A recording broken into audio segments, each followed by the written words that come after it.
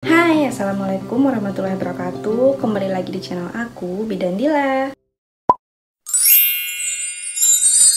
Hari ini aku mau bahas mengenai aksi eksklusif, kemudian tips dan trik untuk memperlancar dan memperderas ASI.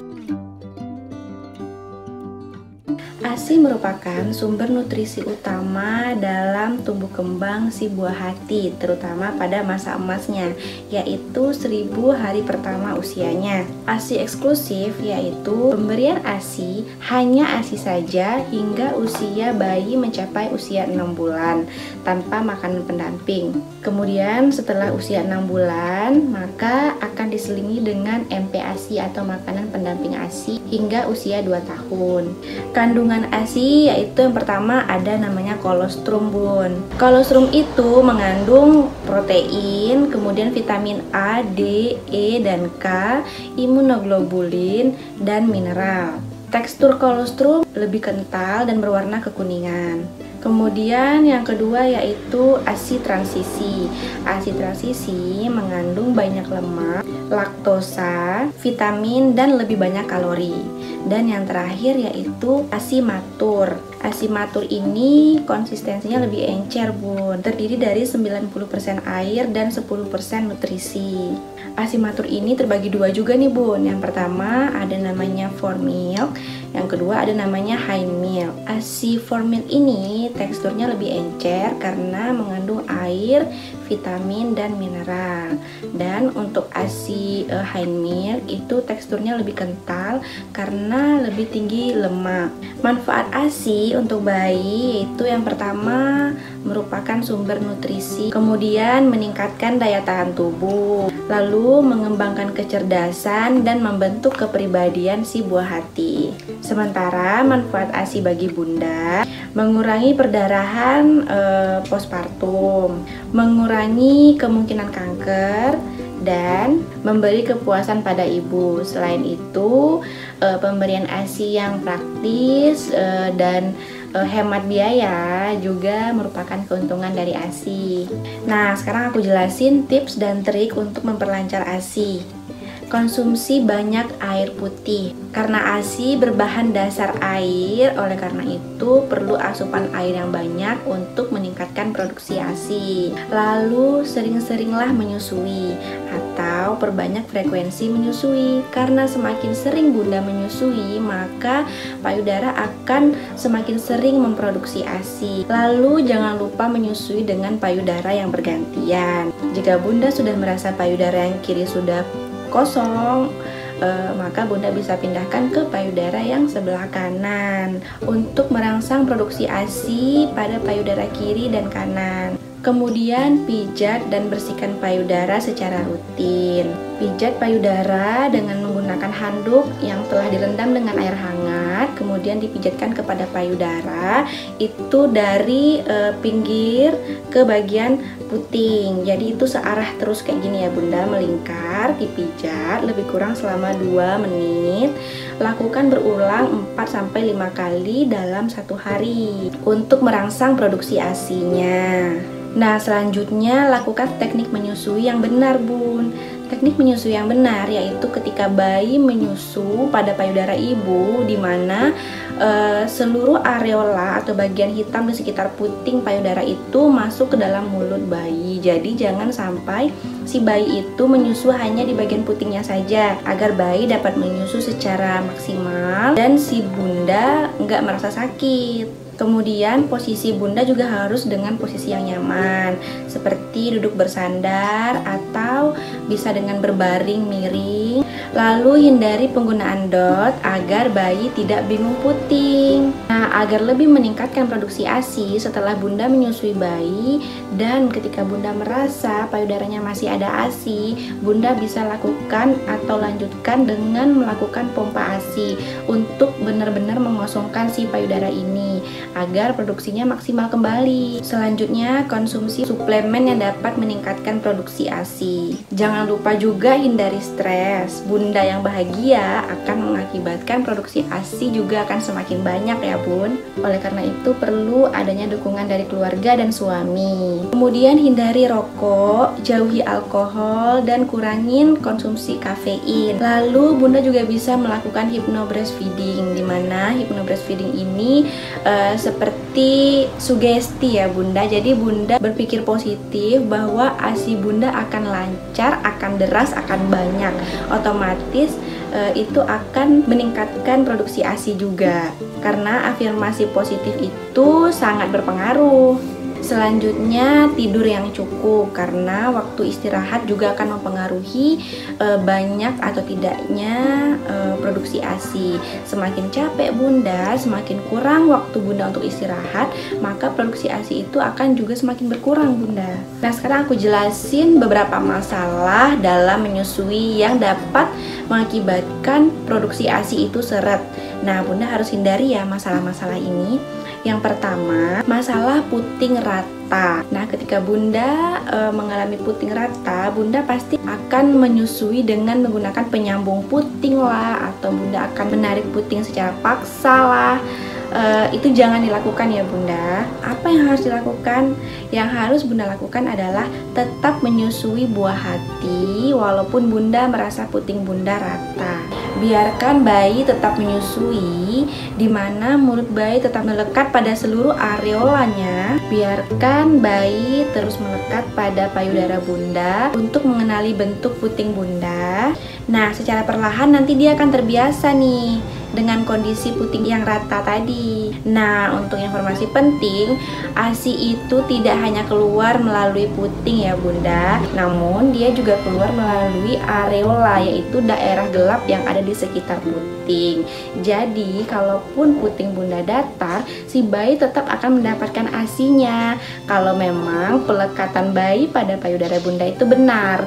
Jadi ingat, kalau menyusui itu harus seluruh areolanya itu masuk ke mulut bayi, jangan cuman batas putingnya aja ya. Masalah yang kedua, ASI tidak keluar. Nah, pada masalah ASI tidak keluar, jangan sekali-kali bunda menganggap bener-bener nggak keluar sama sekali, udah stop, nggak perlu menyusui, ganti susu formula aja, karena percuma juga ASI-nya nggak akan keluar. Jangan gitu ya bun, karena ASI itu keluar butuh stimulasi. Jadi mentang-mentang ASI-nya bunda rasa nggak keluar sama sekali, bunda berhenti untuk menyusui bayi. Sementara menyusui bayi itulah yang dapat dijadikan sebagai stimulasi untuk membuat payudara itu memproduksi ASI dan memproduksi ASI kembali. Produksi ASI itu menyesuaikan dengan kebutuhan bayi, terutama pada awal kelahiran. Si bayi itu memang butuh ASI-nya sedikit bunda.